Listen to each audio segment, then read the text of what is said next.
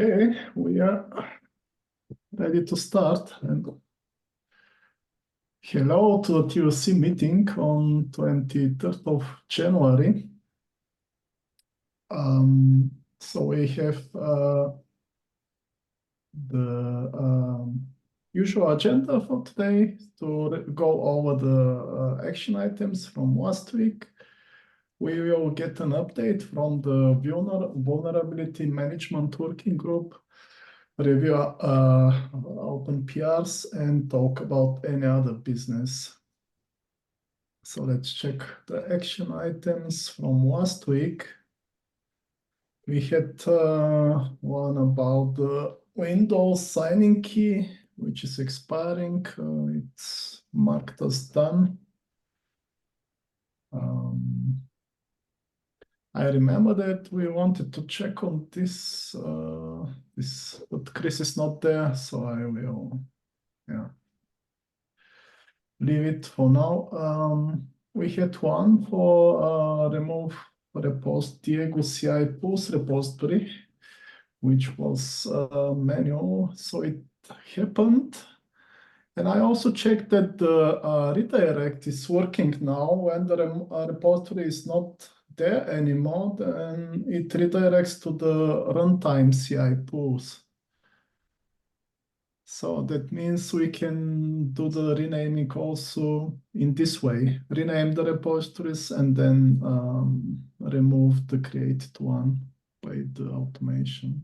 The redirect works afterwards.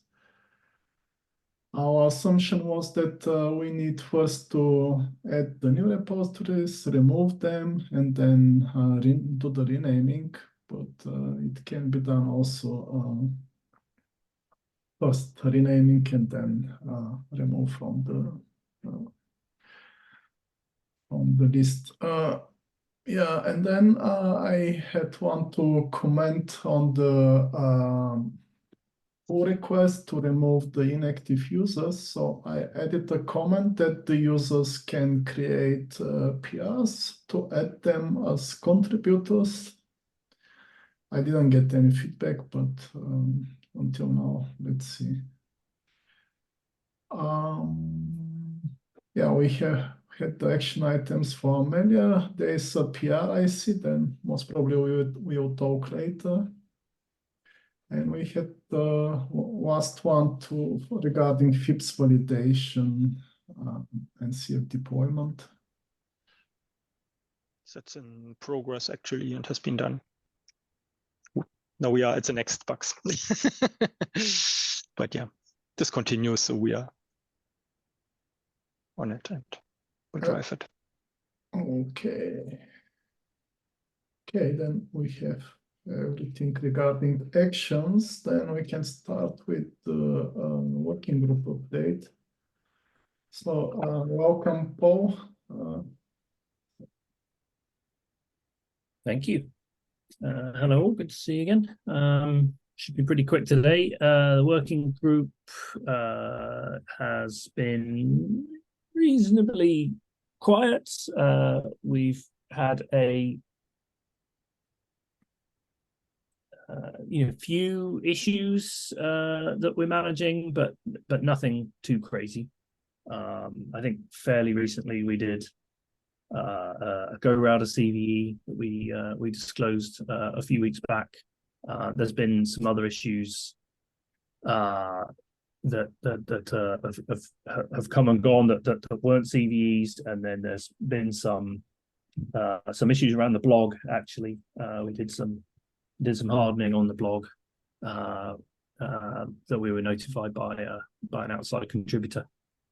So it's very much business as usual. I haven't seen a tick up in issues. I haven't seen a tick down in issues. We're just kind of maintaining a steady but low velocity of issues coming through, I think.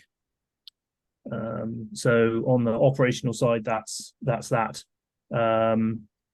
We are unfortunately unable to publish our security notices with regard to USNs at the moment, because the backing system that manages those, a system called Davos, is currently broken, and is also in a kind of transitional state,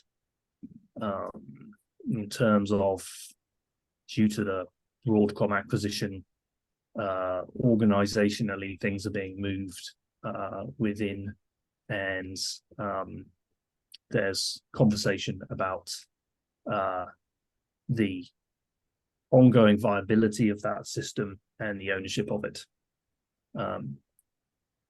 So there's some larger strategic issues there for us, if the community is still interested in receiving these USN security notices, because to date that's been managed by that system and it's all automated. It's like, well, it's not 100% automated, but it's very easy for us to grab the information out of that system and publish it. Without that system, it would be an awful lot of work. So there's some more strategic issues there with regard to that reorg. But on the tactical level, we and I think I notified you guys anyway, we are unable to publish those the USN-based security notices at this time. I am working that issue to see if we can try and get that resolved and resume those, and then let the strategic side of it play out. So that's my action plan at the moment. So that's that on that side. Happy to answer any questions you have there. But from a vulnerability standpoint, that's pretty much the update, I think.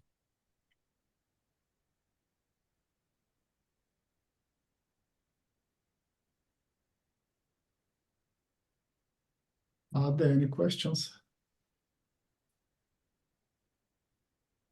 I'm wondering how much, do we have any usage numbers on the USNs being published? I don't know who's relying on those.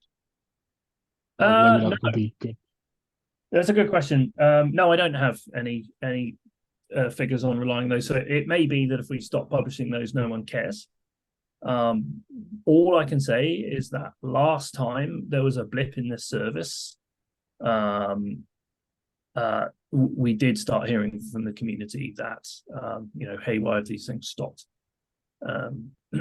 So that was really the only way of testing the system, so to speak. And last time we tested the system, there was definitely interest. I haven't heard from anyone this time. And these are now they are overdue at this point.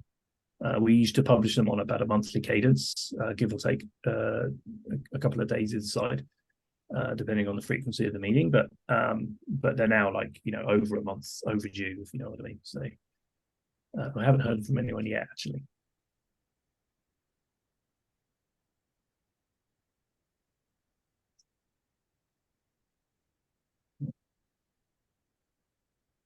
I'm just wondering how many people actually are relying on those, given the, I don't know. Yeah, I don't know. It's At a least really within good question. Yeah, it's a good question. At least within I don't know. Broadcom, we have our own system. And I believe that, I thought last time we talked about this, that SAP also had a similar system where they are generating their own vulnerability reports. It's a more common thing for people to just keep scanning stuff that they have in production anyway. Right. So I don't know. I remember that security folks at SAP have listened to the channel, but we do also have additional systems in place. So Right. And I feel like when it was put in place, it probably wasn't commonplace for users of the system to be scanning the software anywhere near as much, and so they were very reliant on that service. It could just be nowadays that because it's everyone, best practice is to have a secure supply chain, that the users kind of scanning software on the way in, and they have a very good gauge on they have visibility into this themselves. That is entirely possible, I think. Can I say with 100% certainty that's what's happening? No. That's a tricky bit, I guess. Yeah. The other thing that system does, just so we're aware, is that is where we get when we have to publish a CVE within the Cloud Foundry community, it is where we get our CVEs from. So there's a pool of CVE numbers that are kind of loaded into that system, and then we kind of reserve one out of that for the upcoming CVE that we know we're going to publish, and then that becomes the CVE's number. So that's the other aspect of that. I think that is more easily solvable though, so I'm less concerned about that. Spreadsheet. Yeah, but we'd have to have the you can manage it with spreadsheet for sure, but we would have to have at the foundation level, we'd have to go get our own block of CVEs or something like that. So if there was a Cloud Foundry CVE right now and we needed to report it, what would you do? Right now, we go claim the CVE number from Davos. That's still possible today, so that isn't any. Mm-hmm. It's just the USN security notices that aren't being tracked. Got it. Yeah, I think this is a more important process because for the USNs you can get from other sources, but the Cloud Foundry specific stuff is Right. Yeah, the CVEs are no. To be clear, there is no issue on the CV side at this time. But does it make sense to get ahead of that problem? Right, like maybe planning about like moving at least the CV number block concern into the foundation. If there's a desire to move it into the foundation, then yes, we can. I can try and drive that. Probably now is the time because it's all in flux anyway. Yeah. I can start a little thread to get a few more details on that. That would be helpful. Yeah, and I think like the next step would be an RFC, right? Like if we could have an RFC that discusses that or comes up with a proposal, and then we can like review it and approve it, I guess, right? Yeah, if that's the process, yeah, I can do that. Yeah, sure. I'll take an action to do that. If you need help with that, please reach out. Will do. Yeah, no problem. Yeah, I've only just been plugged into the conversations on the Broadcom side. It seems like there's been a number of conversations that are happening that I was unaware of, and then someone finally kind of included me on the thread. So which is good. So at least I'm now involved in it. But yeah, sure, yeah. So yeah, no problem. I'll take an action on to do an RFC on the CVEs. And I'll leave with the folks on the Broadcom side. Like by the time that we get to having to approve it, and it turns out that Broadcom wants to keep Davos alive, right? Like we can always say like it's not needed, but I think it's given there's a bit of overhead in doing this process. It's probably good to get it started and not have to rush.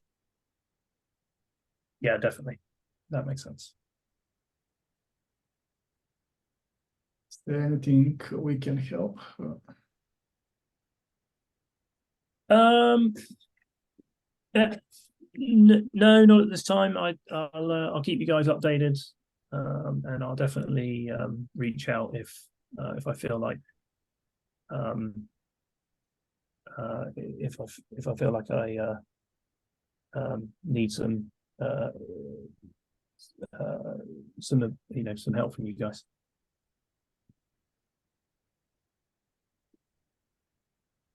Okay. And thank you, Paul, for the update. No problem. And we can then proceed with the reviewing the PS.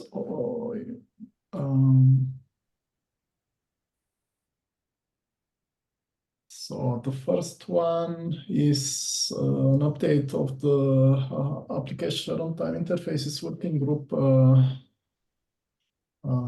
description charter. So we have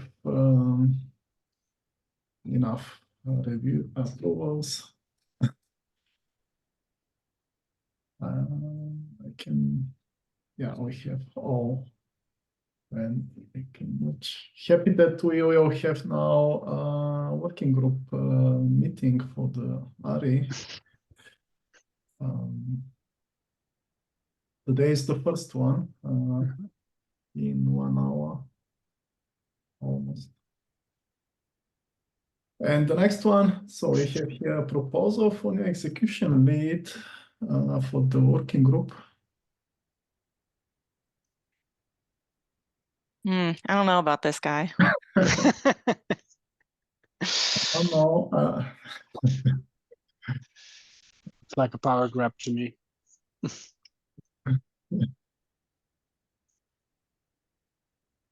yeah. I think this fits well with the TOCO. What do you need to? Let's see what comes out. And congratulations. He might never get out of it now. That's, Greg pulled himself out. That's a fear that I have, yeah. Like I the already mafia, watched. once you're in, you can never leave.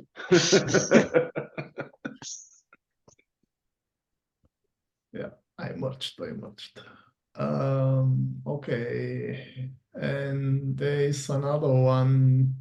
So this has been triggered by the inactive user PR. I was talking with Paul to add the members of the security vulnerability management working group so that they are not removed from the GitHub organization. And Daniel also showed interest to add the members of the Paket working group. So we have now also the members of the Paket working group without the repositories, yeah, I think this is also brings some value. Okay, and we have the approvals. Much. Let's see whether this breaks our automation.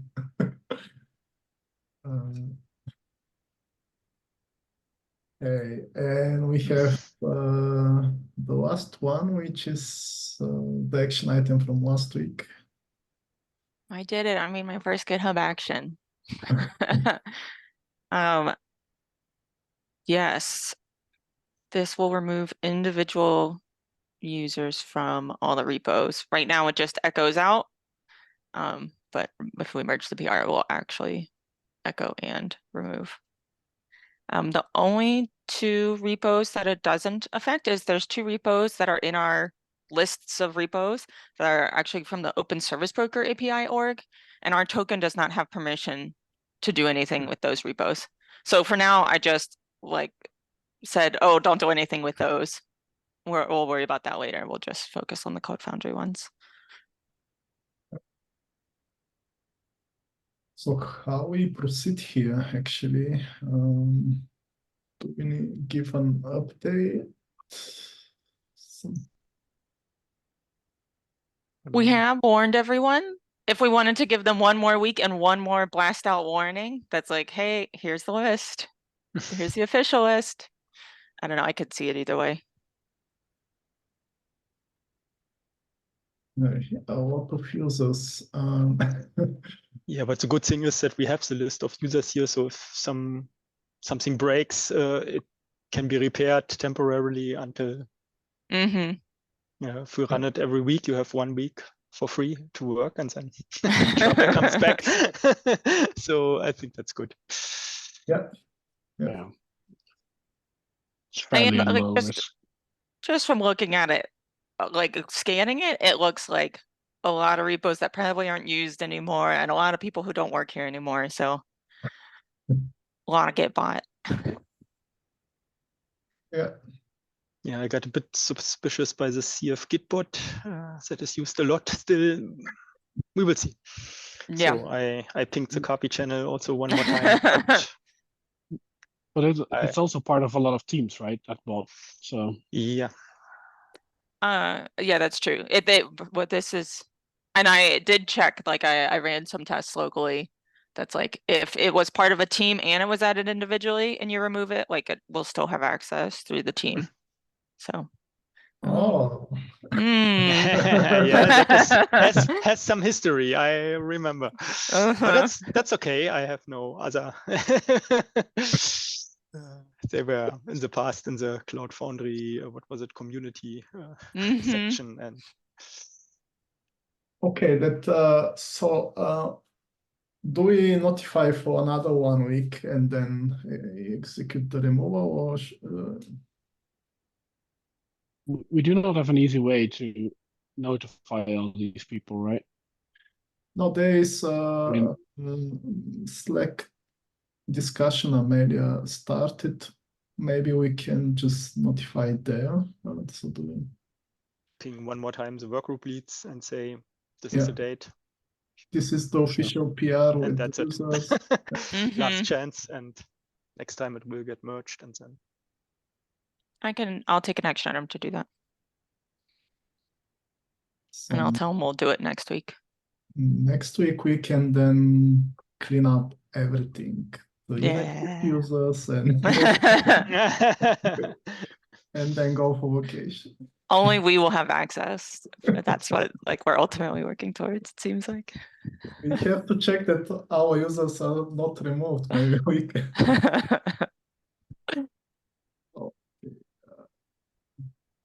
At the action item.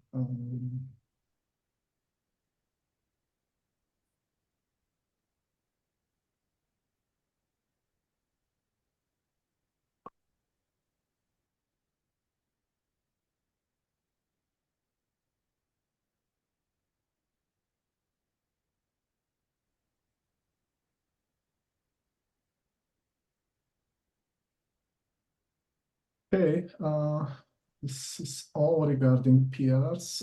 Is there any other business you want to discuss?